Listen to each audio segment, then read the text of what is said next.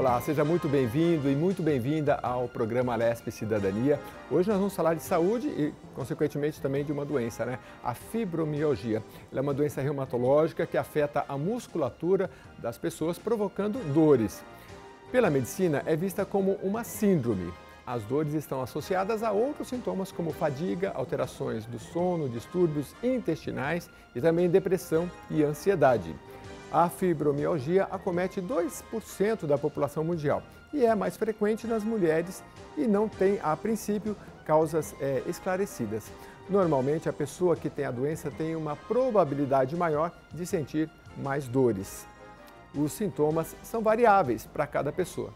Para falar mais sobre essa doença, o Alesp Cidadania de hoje recebe o médico reumatologista Fábio Jennings e também a nossa outra convidada, que é a Maria Helena. Ela tem fibromialgia, vai trazer aqui um pouco dos depoimentos dela para a gente. Vou começar aqui com o doutor. Seja bem-vindo, viu, doutor? Olá, obrigado pelo convite, Jeremias, para falar sobre essa síndrome que a reumatologia trata. Então, para começar bem do começo, doutor, vamos explicar o que é a síndrome e antes até o que é a reumatologia, porque muita gente nem sabe. Estou com problema reumatológico, o que é isso? Bom, a reumatologia é uma especialidade que trata das doenças do aparelho locomotor, ou seja, articulação, músculo, ligamento, osso, e de doenças autoimunes que também afetam esse aparelho locomotor. Então, vai desde doenças degenerativas, como as artroses, as osteoartrites, até as doenças autoimunes, como lúpus, artrite reumatoide e as vasculites, que são doenças um pouco mais raras. Então, é uma especialidade clínica, não é cirúrgica, mas que abrange todo esse arsenal, todo esse cardápio de doenças e síndromes. Entendi. Maria Helena, seja bem-vinda e fala um pouquinho para a gente da sua história, como é que você ficou sabendo da fibromialgia. Aliás, vamos só conceituar, Maria Helena, é bom conceituar a fibromialgia também, que aí a gente já passa para ela, pode ser assim? Vamos lá. Bom, conceituando fibromialgia, a gente chama de uma síndrome, porque ela engloba vários outros sintomas, mas o principal sintoma é a dor crônica difusa, ou seja, em várias partes do corpo. Então, a pessoa sente várias partes do corpo serem doloridas, e isso a longa duração, então, mais de 3 meses, que é um critério diagnóstico. E junto com isso vem fadiga, distúrbio de sono, sintomas depressivos, formigamentos pelo corpo, cefaleia, alterações intestinais, como síndrome do colo irritável, de bexiga, e com isso uma diminuição da qualidade de vida do paciente. Entendi. Agora sim, Maria Helena, seja bem-vinda e conta um pouquinho da sua história para a gente. Então, eu comecei a sentir assim muitas dores no corpo, mas não sabia, né, o que era. Pensei que fosse assim uma gripe que ia me dar e tal. Aí, como eu faço tratamento com o reumatologista, porque eu tenho osteoporose. Aí, eu chegando no consultório, eu perguntei para o médico, né? Eu contei para ele que eu estava sentindo muita dor, se era, né, da osteoporose. Ele falou, não, osteoporose nem dói. Então, o que a senhora tem é fibromialgia. Aí eu perguntei, mas o que era fibromialgia? Porque até aí eu nem sabia o que era. Aí ele falou, né, que era muitas dores no corpo, era, assim, fadiga, insônia. Aí eu fui ver bem, era tudo que eu estava sentindo, entendeu? Então, aí ele passou uns remédios, eu comecei a tomar, estou fazendo tratamento, graças a Deus eu estou bem melhor, Ah, que entendeu? bom. Só que quando me dá das crises, aí eu fico às vezes 2, 3 dias de cama, mas agora está passando mais tempo para dar. Essa semana até me deu, sabe? No começo da semana, eu comecei a sentir aquela dor no corpo, dor de cabeça, eu pensei que fosse uma gripe que ia me dar. Falei, acho que eu estou com gripe. Mas aí eu tomei os remédios, né, direitinho que ele passou para mim, aí melhorou, outro dia já amanheci bem, graças a Deus. Não deu mais, sabe? Mas antigamente dava, uns tempos atrás dava frequente. Entendi, Agora, agora entendi. já, agora já passa mais tempo para dar. Entendi. É legal, é interessante saber que a medicação ajudou a senhora e talvez possa ajudar muitas outras pessoas, doutor. Mas então, o que a gente fala para quem está nos assistindo, assim, em relação às causas, como é que a pessoa identifica, para não ficar peregrinando muito tempo. As causas, a gente não tem bem definida a causa da fibromialgia, mas tem vários fatores que ajudam, né, na fibromialgia. Então, fatores ambientais, então às vezes alguns estresses, seja um acidente, uma cirurgia, algum outro processo que gere alguma dor crônica no corpo, né? Tem também os fatores hormonais, porque sabemos que em mulheres é mais comum que os homens. Tem os fatores psicológicos também, que a gente sabe que está muito relacionado com doenças psiquiátricas também. E tem o próprio sedentarismo, né? Que é uma das causas e que a gente consegue atuar sobre isso no tratamento. Não é uma doença autoimune, ou seja, não tem anticorpos contra isso, não é uma doença inflamatória, não causa inflamação no corpo, e então não tem nenhum exame específico. É a avaliação mesmo do médico, do reumatologista, vendo a história do paciente, como é da dona Maria Helena, e também no exame clínico do paciente. Os exames servem para a gente excluir outras causas que podem causar dor no corpo. Doutor, então, se a pessoa, como são várias as causas, envolve estresse, envolve dor, pode ser muitas outras doenças, né? Aí o diagnóstico ele é fechado pelo reumatologista. E o que o senhor diz? Quem é atendido pelo SUS, por exemplo, o paciente fala, ele passa no clínico, o senhor me encaminha para o reumatologista? Como é que o senhor orienta? Sim, o diagnóstico é clínico, né? Quando necessário a gente pede alguns exames, mas a maioria das vezes são poucos exames que são necessários, então o especialista que fecha esse diagnóstico, mas é uma doença clínica, não é de tratamento cirúrgico, né? É um tratamento clínico com medicamentos e principalmente terapias não medicamentosas, onde o exercício físico é fundamental. Isso pode ser manejado por um clínico, pelo geriatra, pelo endócrino, mas é uma síndrome que geralmente o reumatologista mais expert, mais experiente no assunto, é que consegue fechar o diagnóstico, porque tem essas várias outras causas, principalmente quando o paciente é muito jovem ou idoso, a gente pode ter outras causas. Sim. Porque é importante dizer que é uma doença de 30 a 50 anos de idade, ou seja, são adultos jovens. Então, não é doença reumatológica que as pessoas pensam que é doença de idoso, não é. Porque ela começa na idade de adulto jovem, dos adultos jovens. Eu estou nessa faixa aí, vou prestar bem atenção aqui nas orientações do doutor. Agora, então, especialmente até para a classe médica, doutor, como é que a gente pode identificar se é a fibromialgia ou outras doenças reumatológicas? Daí a avaliação clínica é super importante, né? A avaliação da história do paciente, saber se não tem outros sintomas, tipo febre, emagrecimento, aí a gente examina as juntas para ver se não tem realmente inflamação. Então, já na própria história do paciente e quando a gente examina o paciente, a gente já consegue excluir uma grande maioria das doenças que causam dor nas juntas e dor no corpo. Então, às vezes a gente precisa pedir algum exame ou outro para excluir outras causas e não para detectar fibromialgia, porque não existe um exame específico para fibromialgia.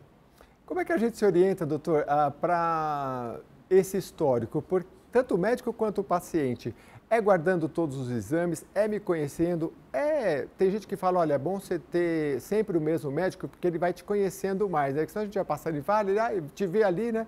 O que o senhor fala sobre isso, desse histórico, para a gente se conhecer? Sim, o próprio, né, às vezes o paciente já segue com um clínico, né, às vezes um cardiologista, um geriatra, ou até um endócrino e o reumatologista, né, que é uma especialidade clínica, e aí ele começa a achar, né, estranho, começa a doer o corpo, e isso muitas vezes até se acostuma a dizer assim, mas doer é normal. Não, doer não é normal.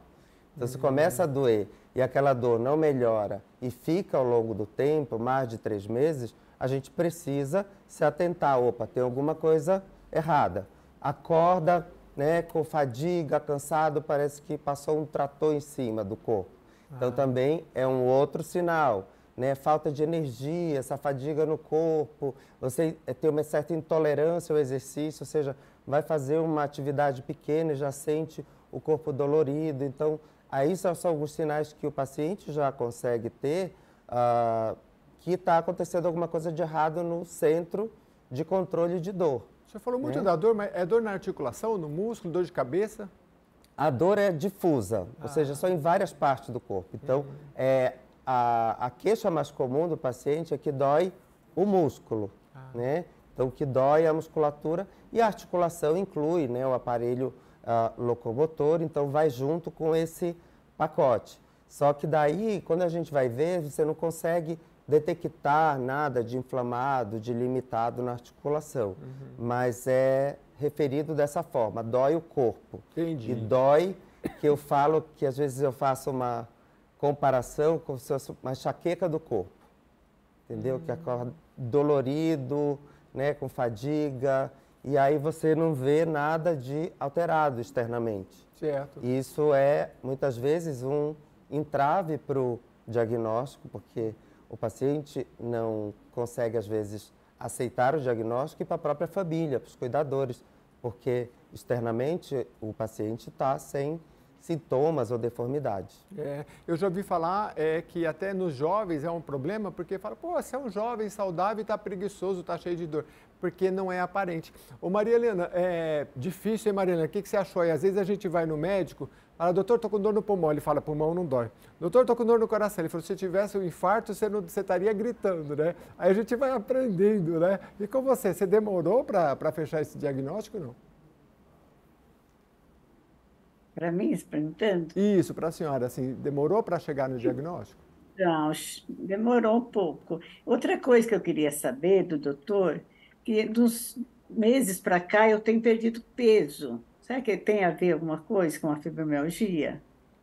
Vamos lá. Bom, respondendo, a perda de peso não é um sintoma comum, né, da fibromialgia. Então, a gente precisa ver se tem alguma outra causa para dona Maria Helena estar perdendo esse peso. Né? Principalmente por causa da idade, né, depois dos 65, 70, a gente precisa ficar atento a outras causas desses sintomas constitucionais que a gente chama que é a perda de peso. Interessante. Ô Maria Helena, você sabe que não é 50, 60, 70 não. Às vezes a gente vai na academia, olha o jovem lá e fala, puxa, eu tenho que fazer 3 vezes mais para ver se eu ganho um pouquinho de músculo do que ele com 20 ganha, né? Mas é coisa da vida. Você tem mais alguma pergunta para fazer para o doutor? Pode fazer, porque às vezes a sua dúvida é a dúvida de muita gente, a gente aproveita para esclarecer. Eu queria saber o seguinte, se osteoporose não dói. Não, a osteoporose é uma doença que causa baixa densidade óssea, diminui a massa óssea e ela não causa dor. Só causa dor quando chega num ponto extremo que causa fratura. E aí, por causa da fratura, tem dor. Mas a osteoporose por si, ela não causa dor. Então, por isso, ela estava bem orientada, dona Maria Helena, que no início do diagnóstico, ela pensava que fosse da osteoporose. E aí o reumatologista experiente explicou que não era osteoporose, que era da fibromialgia, que ela estava causando aquelas dores difusas. Tanto é que ela começou a tratar com medicamento e melhorou. E é importante também, dona Maria Helena, que tem exercício físico, tem que fazer exercício físico.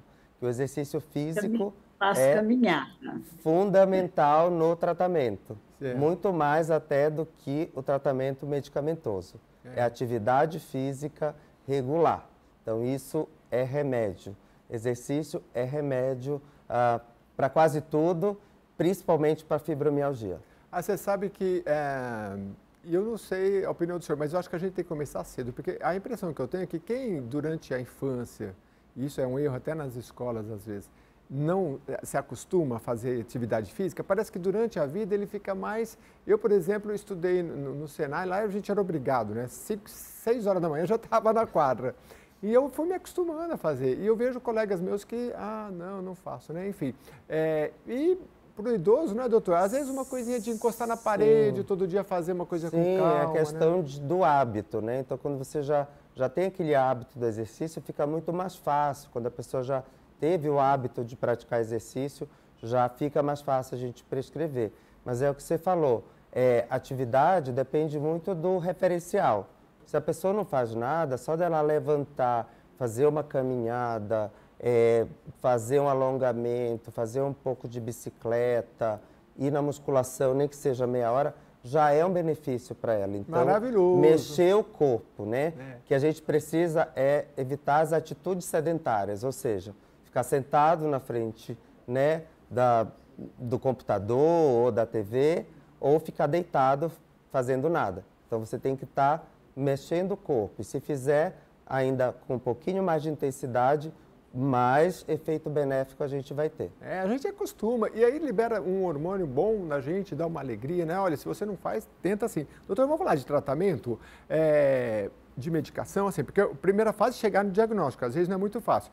Depois do tratamento, eu queria saber se existe bons remédios e se isso pode ser revertido ou é um tratamento, como é que vocês falam que é mais... Crônico. Sim. A longo prazo, sim. A fibromialgia é uma doença crônica, então o paciente tem que tratar, né, por longo tempo. Pode ser que lá na frente, claro, ele melhore e a gente consiga tirar a medicação, né? Então isso vai depender muito do tempo que a gente deu o diagnóstico do paciente, mas é a longo prazo o tratamento. E tratamentos são com medicamentos, muitos deles são antidepressivos. Por quê? Porque eles aumentam a serotonina, que é um desses neurotransmissores que, além do humor, melhoram a dor e são importantes no tratamento da fibromialgia. E aí, dentro disso, eles são benéficos, mas por conta dos efeitos colaterais, muitos pacientes não toleram os antidepressivos ou os anticonvulsivantes, que é uma outra classe que é utilizada. Aí entra a terapia não medicamentosa, que os próprios estudos mostram que tem uma eficácia muito mais alta do que os próprios medicamentos. Então, você fazer caminhada regular, musculação, natação, bicicleta, o que gostar de fazer, desde que faça regularmente aquela quantidade de exercício físico por semana, é remédio, o melhor remédio para fibromialgia. Você sabe que a gente fez, e Maria Helena, aqui um evento aqui na Assembleia Legislativa de São Paulo, de japonês da cidade que mais vive no mundo. Eu não lembro o nome da cidade agora. Aí eu passo nos parques, doutor, vejo os japoneses têm aquela coisa de fazer... Tai Chi Chuan. Tai Chi Chuan e outras modalidades, né? E aí a gente vê eles todos magrinhos, aí eu sempre brinco assim, olha, eu sempre vejo reportagem na TV de pessoa que chegou aos 100 anos, está sempre magrinho, né? A gente é difícil ver um obeso falar, olha, chegou, né? Então, assim, exercício e alimentação, né, é uma base tão importante, mas é hábito, né, doutor? Sim, tem que adquirir hábito e, por exemplo, você citou uma terapia que é um exercício, que são movimentos, né, leves, fáceis de fazer, mas que já são comprovados que são benéficos para a fibromialgia. Então, só você fazer alguma atividade que seja regular é benéfico. Então, Tai Chi Chuan, a própria yoga como uma terapia meditativa, mas é importante que isso seja orientado pelo médico do paciente. Porque assim como o médico reumatologista prescreve a medicação, seja o analgésico, o antidepressivo, o relaxante muscular, ele tem que saber prescrever o exercício físico. Então, é o médico que vai orientar, junto com o paciente, claro, que tipo de atividade vai ser mais adequada para aquela pessoa. Então, não adianta eu mandar a dona Maria Helena fazer natação se ela não gosta de água, se ela não sabe nadar. Então, a gente vai chegar num denominador comum de achar a melhor atividade que ela gosta de fazer, que seja benéfico. E também que seja, do ponto de vista cardiovascular, apropriado para aquele paciente. Então, isso é indicação médica. Muito bom. Maria Helena, fica à vontade se você tiver outra pergunta. Eu fiquei curioso para saber como é que são as suas caminhadas. Se é sozinha, se é com alguma amiga, como é que você faz? Isso eu faço com meu marido. Ah, que bom. Que legal. Marido. É muito bom. Mas você sabe que até isso, às vezes, né, doutor? Tem gente que gosta de caminhar com alguém, tem gente que gosta de caminhar sozinha, então, para cada pessoa é um jeito. O que não pode é deixar de fazer, né? Sim, é importante isso que a dona Maria Helena falou, que é o suporte da família, que é o suporte social, ou seja, os membros da família, os cuidadores, as pessoas que ficam em torno, têm que compreender o que é a síndrome, têm que compreender que aquela dor que o paciente sente é de verdade e que tem que fazer um suporte. Então, por exemplo, ela caminhar com o marido, além de ser mais estimulante, ainda é benéfico para ela e tem um suporte, então, da família, trazendo todo esse benefício no tratamento. E que não tem efeito colateral nenhum, não custa nada, é só colocar um tênis, né, um lugar que seja plano e seguro, então é fazer caminhada. Então é um exemplo de um tratamento bem efetivo e bem realizado pela dona Maria Helena. Muito bom. Infelizmente, nas grandes capitais, assim, tem muitas avenidas, muitos buracos, muito barulho, né? Às vezes o interior é melhor para isso, né? Mas, se Deus quiser, um dia a gente vai ter os ônibus tudo elétrico, não vai ter mais barulho na rua, vai ser maravilhoso, mas enquanto isso, vai num parque, faça um pouquinho a sua parte. Bom, o nosso tempo hoje é curtinho, mas já vou passar para a Maria Helena se ela tiver pergunta, e eu queria saber se atinge mais a fibromialgia os idosos ou adolescentes, acho que o senhor já até falou, e no caso dos adolescentes, se tem alguma diferença, porque às vezes o pai vai falar assim, ele é tão jovem, né? Tá aí com dor para todo lado, né? Como é que faz? Sim, a fibromialgia pode atingir, né, a pacientes com menos idade, abaixo de 18 anos, só que não é comum. Então, se um adolescente aparece com queixa de dor difusa, é como a gente citou no começo, tem que excluir alguma outra causa, porque não é comum naquela idade. Ou uma pessoa que depois de 65 começa a ter dor no corpo, dor difusa, fadiga, tem que se excluir outra causa que seja mais comum. Pode acontecer? Sim, mas a faixa de idade é em torno de 20 a 50 anos, ou seja, a idade de adulto jovem. Fora dessa faixa, a gente já fica muito mais atento no descarte de outras doenças infecciosas, metabólicas e até, às vezes, neoplásicas, né? Doutor, o senhor falou na análise clínica, eu queria deixar claro, porque muita gente não sabe o que é análise clínica e hoje a gente tem muita questão, assim, dependendo do plano de saúde que a pessoa também tem, é tudo no exame. Então dá-lhe exame e tal. E às vezes o médico não poderia falar, ergue o braço aqui, como é que é essa dor? É uma agulhada? Assim, isso é um pouco da análise clínica, né? Que a gente não vê muito nos consultórios, né? Sim, na verdade não é um pouco, né, o fundamento de toda a avaliação médica parte a partir da história do paciente, a história clínica. Então você perguntar como é que essa dor se irradia, se é em queimação, se é em formigamento, se é em agulhada, há quanto tempo, qual hora do dia que é mais frequente, se é de manhã, se é durante o dia, se é à noite, o que melhora essa dor, o que piora. Então, assim, são várias características que você tem que perguntar, que faz parte de um checklist, né, de investigação de dor, que é a história clínica do paciente. E aí, depois, saindo dessa dor, a gente tem que ver os outros órgãos, como é que está o intestino, como é que está a bexiga, como é que está a pele, os olhos, a boca, se está caindo o cabelo. Então, assim, é uma investigação. A gente é uma investigação mesmo. É uma investigação bem minuciosa, que durante a conversa o médico vai fazendo, que muitas vezes o paciente não se dá conta que todos aqueles critérios a gente está já meio que automaticamente pensando no diagnóstico. Então, isso é o fundamental, é de onde parte todo o nosso direcionamento para pedir algum exame e para o diagnóstico final desse paciente. Muito bem. Maria Helena, como é que foi no seu caso aí? Foi bem uma análise clínica ou foi mais na base do exame? Tudo bem, foi bem. Mas você, quando você fez passou pelo médico, ele fez essa análise clínica? Olha, onde é que dói, quando melhora, quando não melhora? Fez tudo? Fez. Então, inclusive, eu queria perguntar para o doutor se eu tomo, eu esqueço o nome. Eu também esqueço o nome dos meus... Como é que chama? Plebiscital. Plebiscital.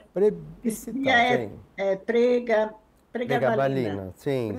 Isso eu já ouvi falar. E nortripilina, que é antidepressivo, né? Eu tomo esses dois. Sim. São duas classes de medicamentos, né, como a gente citou, que a nortriptilina é um tipo de antidepressivo e a pregabalina é um anticonvulsivante, mas é utilizado para dor crônica, né, como a fibromialgia, as neuropatias, as ciáticas. Então, ela tem várias indicações e é um dos medicamentos indicados, sim, no tratamento da fibromialgia. Mais alguma dica? Né, sempre lembrando, a terapia não medicamentosa, né, com exercício físico, mudança de qualidade, mudança de estilo de vida, às vezes terapia psicológica quando necessário. Essas terapias são as mais importantes no tratamento da fibromialgia. E o que o senhor vê no consultório? O senhor vê pessoas mais dispostas a fazer essa terapia? Ou o senhor sente que a pessoa vai para casa e fala assim, eu vou fazer, mas depois volta e não fez nada? É um pouco mais difícil, porque um paciente dolorido, ele tem uma intolerância ao exercício. Ou seja, ele vai fazer e sente mais dor, né? Aquela dor do exercício. Então, é importante essa decisão compartilhada de que atividade vai ser melhor para aquele paciente, que vai ser prazerosa e que vai ser ao mesmo tempo eficaz. E tem que ser uma progressão de intensidade do exercício muito lenta, né? Você vai introduzindo a quantidade de exercício, as doses de exercício muito lentamente. Então, a gente vai caminhar 15 minutos todo dia. Mês que vem, 20 minutos. Mais um mês, 30 minutos. Ou seja, você vai como se fosse uma medicação, né? Dosando até chegar naquela intensidade, naquela dose certa para o paciente. Então, é importante esse retorno, né? E essa decisão compartilhada que a gente tem com o paciente. Doutor, e a questão mental? Porque a gente sabe que uma dor física... Aliás, eu vi um médico esse dia, eu acho que o senhor deve ter a mesma opinião. Ele falou, não tem dissociação mente e corpo, é tudo junto, gente. Então, assim, sentiu dor, afeta a cabeça. Você está estressado com alguma coisa. Às vezes a gente fala assim, não, estou super bem, não estou estressado. Aí levanta, o olho está pulando, né? A gente fala, não, mas eu estou bem. E como é? O corpo está mandando sinal e a cabeça está falando, não, eu preciso trabalhar, eu preciso fazer... Há uma dissociação, né? Aí eu não sei, doutor, faz meditação, faz o quê para a gente se integrar? Não, dentro da própria história clínica do paciente, a gente pergunta sobre sintomas, né? Alterações de humor, falta de energia, o próprio qualidade do sono, se a pessoa dorme bem, se ela acorda bem, a disposição, se está bem também em casa, no trabalho, a satisfação no trabalho, a satisfação em casa, porque isso tudo faz parte também da investigação. E muitas vezes a gente detecta, claro, um distúrbio de humor, um distúrbio, né, social, um distúrbio psicológico, que a gente então indica nessas horas ou um colega, né, especialista, um psiquiatra, no caso, se tem algum distúrbio psiquiátrico propriamente dito associado, né, ou, no caso, para terapias psicológicas, como a terapia cognitivo-comportamental, que é um dos tipos de terapia mais utilizado para dor crônica. Eu fiz um programa esses dias aqui sobre a importância da terapia, especialmente para adolescente, né? Eu queria que o senhor falasse um pouquinho mais dessa integração corpo e mente, porque a gente, assim, se alimenta todo dia, né? Tem que cuidar do corpo com exercício físico, mas acho que ainda, não sei se é um preconceito ou desconhecimento de que a terapia, é para rico, ou é mimimi, né? Como é que é essa coisa da terapia para a gente ficar mais integrado corpo e mente, doutor? Sim, quando eu explico para os pacientes, eu coloco que é um triângulo amoroso, que é dor, humor e o próprio sono, né? Nesse caso da fibromialgia.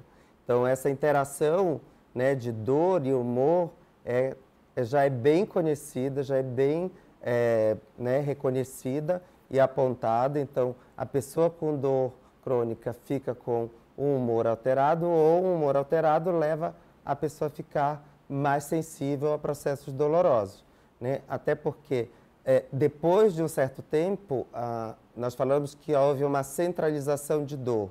Aquilo que era periférico, né, que era de um estímulo periférico, ele acaba afetando, né, o controle central de dor, onde está também o controle de humor. E as substâncias são parecidas. Sim.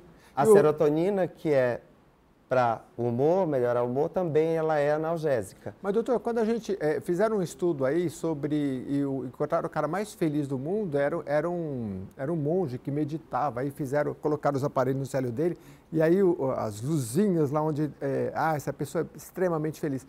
Mas se você vai conversar com ele, não é aquele humor assim de super alegria, né? É sempre calmo, né? Então, esse humor não é assim, está super efusiante o tempo todo, não, né? É ter mais controle emocional, talvez. É uma estabilidade, né? Quer dizer, você está bem no humor, você está estável, sereno como estava o monge. Então você não está nem lá em cima, nem aqui embaixo. Você está numa faixa de normalidade de humor, né? Você nem está nem triste, também não precisa estar esfuziante, mas você está estável. Sim, que porque legal. também quando está muito eufórico, também pode ser sinal de algum distúrbio de humor, de algum distúrbio psiquiátrico. Então isso tudo a gente, durante a consulta, a gente sente, né, e detecta essas alterações no paciente. E essa interação é super importante, né, de dor, humor e o próprio sono, porque elas andam de mão dada e a gente precisa corrigir tudo. Dormir bem. Maria Helena, eu vou ficando por aqui. Queria agradecer muito a sua presença. E só para finalizar, você fica mais feliz quando anda pela rua aí? O seu humor tá bom? Com certeza. Com certeza, quando eu ando, eu não gosto muito de ficar em casa. Eu gosto de ficar em casa quando estou trabalhando, sabe, em casa, arrumando a casa, fazendo os afazeres de casa mesmo. Mas do mais, eu gosto mais de ficar assim, conversando com as pessoas, entende? Eu gosto de estar no meio de gente, eu não gosto de ficar sozinha. Isso aí que eu não sei se isso é coisa minha ou se é normal, isso daí da pessoa. E outra coisa que eu queria saber do doutor também, porque se eu não tomo, vamos supor que eu às vezes esqueço de tomar a nortripilina à noite, eu não consigo dormir. Tem vezes que eu passo a noite em claro. Isso é Sim, normal? Vamos para essa última pergunta e a gente encerra, então. Desculpa, doutor. é porque, na verdade, os medicamentos têm que ser tomados continuamente. E aí, quando o paciente vai melhorando, se a gente quer retirar, vai sendo feito de forma gradativa. Então, não é parar sem uma orientação médica, né? Se o médico orientou o uso contínuo, tem que usar continuamente. E depois a gente vai, que a gente chama de desmamar a medicação. Então, não pode ficar sem a medicação, sem que converse com o seu médico. Por isso que não funcionou você parar por conta própria a medicação. Nossa, quanta orientação boa aqui, né? A gente vai ficando por aqui no Alé Cidadania, agradecendo a Maria Helena Santos, que ela tem fibromialgia e trouxe um pouquinho aqui da sua participação. Muito obrigado, viu, Maria Helena? Eu que agradeço. Foi ótimo. E também agradecer ao Dr. Fábio Jennings, que é reumatologista aqui na capital paulista, né? E trouxe muita orientação boa para a gente. Doutor, já fica o convite para voltar. Hoje o tempo foi curtinho, mas vamos falar mais porque é maravilhoso. Obrigado pelo convite. Em nome da Sociedade Paulista de Reumatologia, a gente agradece a TV Alesp pelo convite de falar sobre uma síndrome que é tão comum nos consultórios da reumatologia. E vamos andar, gente, vamos fazer exercício. Muito obrigado pela sua participação aqui, pela sua audiência. Até a próxima edição. Muito obrigada.